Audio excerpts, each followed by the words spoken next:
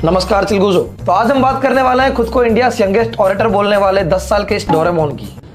कहते हैं वृंदावन जाओ तो संभल के जाना, वहाँ पर बंदर बहुत हैं, वो आपका चश्मा चुरा करके ले जाएंगे, वो आपका पर्स चुरा करके ले जाएंगे। बंदरों से मेरी रिक्वेस्ट है कि अगली बार से इसका कैमरा भी चुरा के ले जाना, और अगर वो नहीं चुरा सकते तो मेरा ये फोन चुरा के ले जाओ। इस डबल एक्सएल नैनो की रील देखने से तो अच्छा मैं धूम मचाले वाला फोन चलाऊं। और बंदरों से एक और रिक्वेस्ट है मेरी, जब भी इनका फोन चुराओ तो मुंह पे ऐसा रैप्टा धर के जाओ कि तुम्हारी और इसका मुंह दोनों सेम लगे।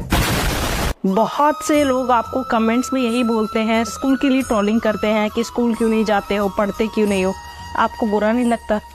एक बार एक संत जी एक नदी में सूर्यदेव को जल चढ़ा रही थी। एक बार हमारे गांव में एक बूढ़ा 21 साल की लड़की से प्यार कर बैठा। दोनों ने भागने का प्लान बनाया, भाग के शादी भी कर ली। अब सुहाग रात की रात बूढ़े की बीपी हाई हो गई और वो वहीं मर गया।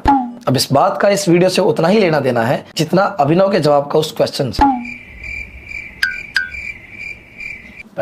तुम्हें पता है हम लोगों में और इस 10 साल के डोरेमोन अभिनव में कॉमन क्या है? हम दोनों को ही हमारे माँ बाप मार मार के आंसर्स रटवाते थे। बस फर्क इतना है कि हम एग्जाम्स के लिए रटवाते थे और इसको पॉडकास्ट और इंटरव्यूज के लिए। हमारे क्वेश्चन स्कूल वाले सेट करते थे और इसके क्वेश्चंस खुद इसके माँ बाप ही सेट करते हैं। बस कर मैं अभिनव के माँ बाप से एक रिक्वेस्ट करना चाहूंगा, मोर ऑफ अ सजेशन, कि आप अपने इस प्यारे से बच्चे का डायपर टाइट कर लो, क्योंकि कितना भी रटवा लो एंड में रहेगा तो बच्चा ही, एक ना एक दिन तो हगेगा ही। मुझे फर्क नहीं पड़ता, मुझे फर्क नहीं पड़ता, मुझे नहीं फर्क पड़ता, मुझे फर्क नहीं पड़ता, मुझे फर्क। सही है, फर्क नहीं पड़ता, तभी तो ये रोस्ट करने वालों पे केस कर रहे हो। और तुम इस रट्टू पोपट का कोई भी पॉडकास्ट इंटरव्यू उठा के देख लो, हर सेम क्वेश्चन का सेम आंसर होगा इसके पास, वो भी है एग्जैक्ट। आपको अपने परिवार में सबसे ज्यादा कौन पसंद है? आपके घर में सबसे प्रिय कौन है? तो आप उनको काट करके खा सकते हैं क्या? आप उसको मान करके खा सकते हैं? तो वो भी तो किसी का परिवार है, तो वो भी तो किसी का परिवार है। आप उसको काट करके कैसे खा सकते हैं? आप उसको मान करके कैसे खा सकते हैं? कुछ नॉन वेज नहीं खाती, लेकिन मेरे लिए चिकन बना। हाँ भाई, हुआ डायपर टाइट।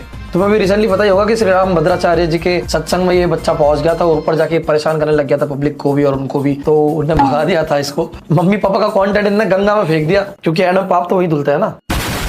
लेकिन इसके मम्मी पापा भी जो ढीठ है भैया, इन्होंने राम भद्राचार्य जी की डांट को भी कंटेंट बना लिया। बाल अवस्था में तो गलती होती ही है। बाल अवस्था? अबे तू कोई अवस्था में नहीं है, तू मिस्टर एंड मिसेस अरोरा के स्कैम का बस्ता है। तो अगर राम भद्राचार्य महाराज जी ने मुझे डांट भी दिया तो इसमें देश का सबसे बड़ा मुद्दा बनाने की क्या बात है? राम भद्राचार्य जी ने मुझे डांट भी दिया तो इसमें ऐसा क्या हो गया? राम भद्राचार्य महाराज जी ने मुझे डांट भी दिया तो इसमें ऐसा क्या बात है? लगता है आंसर भूल गया है, कब से एक्टिव पैसिव वॉइस खेल रहा है। बेटा ध्यान से देख कैमरा के पीछे, पापा होठ हिला के आंसर बोल रहे होंगे, वो बोल। ये तो धोती खोल रहा है। जब आप किसी को देखते हो तो आपके दिमाग में क्या ख्याल आता है? पहला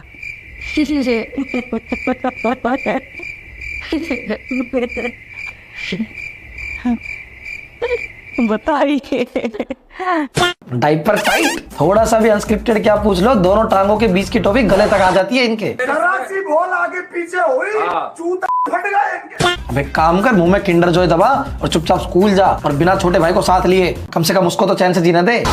बस यार आज के लिए इतना ही। मैं कहूंगा बस इस बच्चे को हेट मत देना, मैंने तो निकाल दी अपनी भड़ास, आप लोग फालतू गालियां मत देना। बस नॉर्मली ठीक है, थोड़ा बहुत बोल दो, ज्यादा नहीं, बट सारी गलतियां क्योंकि बच्चे की नहीं है, इसके माँ बाप की है। उनके पेरेंट्स को समझना चाहिए। मतलब मैं मानता हूँ माँ बाप को कि उनका भी विजन ये होगा कि बड़े होके उनके बुढ़ापे की लाठी बने, पर वो लाठी अभी बेचारे तुम्हारे बच्चे के पिछवाड़े में जा रही है। तो फिलहाल के लिए that's it, thank you, bye bye, love you.